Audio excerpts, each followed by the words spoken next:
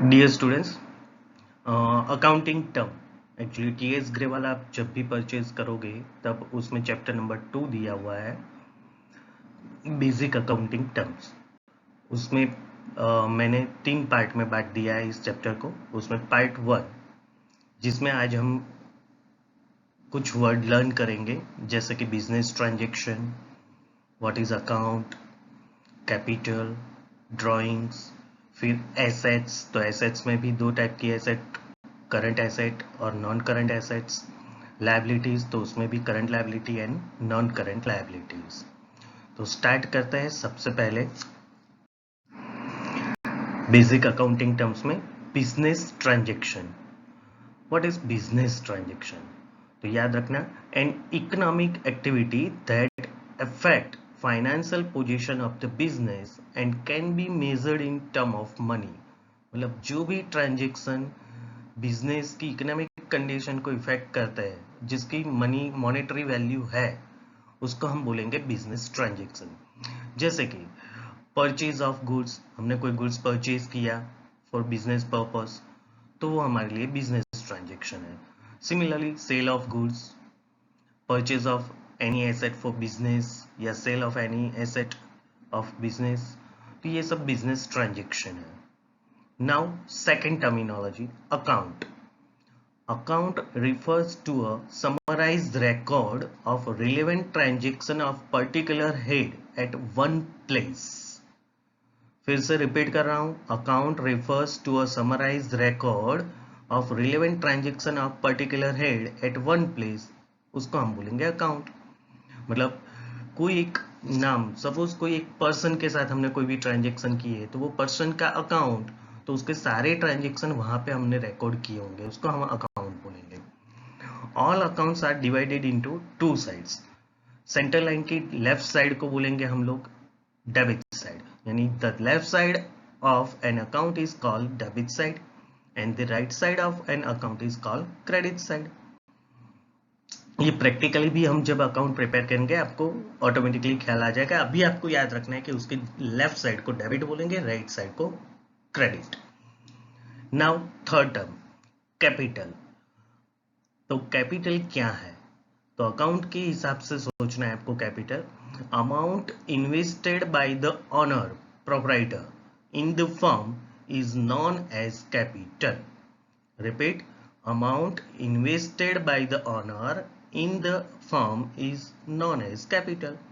It may be brought in form of cash or any asset. मतलब वो cash ला रहा है तो भी वो कैपिटल है, और कोई एसेट भी बिजनेस के नाम पे ट्रांसफर कर रहा है तो वो भी कैपिटल है। अब कैपिटल का अपोजिट, ड्रॉइंग्स। द मनी और गुड्स और both withdrawn by owner from business for personal use is known as drawing. Repeat कर रहा हूं, द मनी और goods और both withdrawn by owner for personal use, right? तो उसको हम बोलेंगे ड्राइंग्स। तो कैपिटल एंड ड्राइंग्स ये दोनों ऑनर के कनेक्टेड नाम दिए हुए हैं कि ऑनर जब भी बिजनेस में कुछ इन्वेस्ट करेगा तो उसको बोलेंगे कैपिटल, और ऑनर जब भी बिजनेस में से कोई भी एसेट या मनी या गुड्स पर्सनल यूज के लिए बिजनेस में से ले जाएगा, विड्रॉन करेगा, तो उसको बोलेंगे ड्राइंग्स। एग्जांपल ड्राइंग का, purchase of car for personal use by withdrawing money from business, तो इसको हम ड्राइंग बोलेंगे। तो वंस अगेन इसमें हमने 4 टर्म लर्न की। First one business transaction, second one account, third one capital and fourth one drawings. Now asset. Assets, assets are valuable and economic resources of an enterprise useful in its operations. Assets can be broadly classified as first one current asset and second one non-current asset. उसमें first one current asset. Current asset क्या है? तो current assets are those assets which are held for short period and can be converted into cash within 1 year. With in 12 months। याद रखना है, current asset किसको हम बोलेंगे?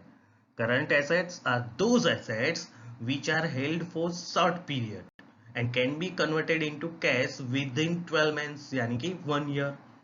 For example, debtors, stock, etc.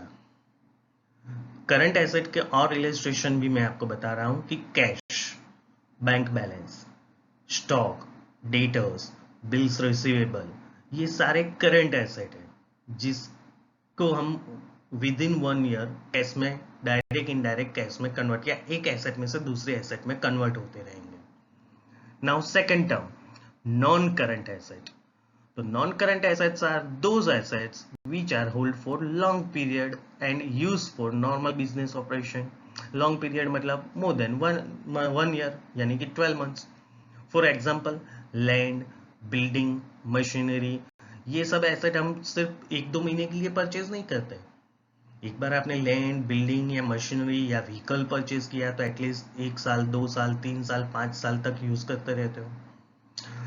They are further classified into, अब ये non current asset को हम 2 पार्ट में बांटेंगे. फर्स्ट वन टेंजिबल एसेट और सेकंड वन इनटेंजिबल एसेट.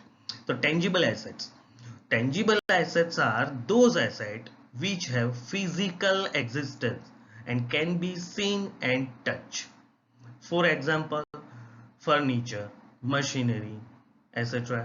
मतलब जो एसेट को आप देख सकते हो, जिसका फिजिकल एग्जिस्टेंस है, आप देख सकते हो, उसको टच कर सकते हो, तो वो सब टेंजिबल एसेट है. तो उसका opposite intangible assets. Intangible assets are those assets which have no physical existence and can be felt by operation.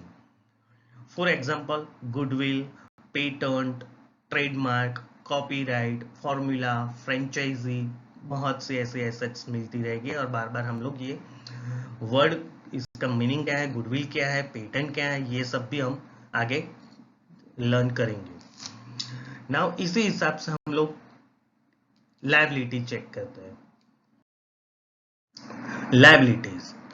Liabilities are obligation और debts that an enterprise has to pay after some time in the future. मतलब ये हमारी liability है कि हमें paid करना है after some time.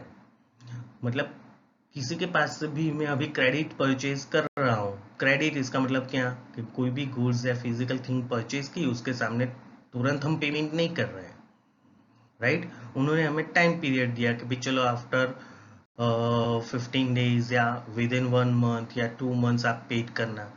तो ये जो अमाउंट हमें पेड करनी बाकी है, ये हमारी लायबिलिटीज है. तो रिपीट कर रहा हूँ, लायबिलिटीज आर ऑब्लिगेशन और dates that an enterprise has to pay after some time in the future. अब liabilities को भी उसी हिसाब से 2 पार्ट में हम बांटेंगे. Liabilities can be classified as current liability and non-current liability. तो first of all, current liability. Current liabilities are obligation or debts that are payable within a period of 1 year यानी 12 months. जो current asset में था उसी हिसाब से current liability में, कि ऐसी लायबिलिटीज जो आपको विद इन 12 मंथ्स में पेड करनी है. For example, creditors, bills payable, etcetera. और second one, non current liability, long term liability. Non current liabilities are those obligations और debts that are payable after a period of 1 year. Example, bank loan, debentures, etcetera.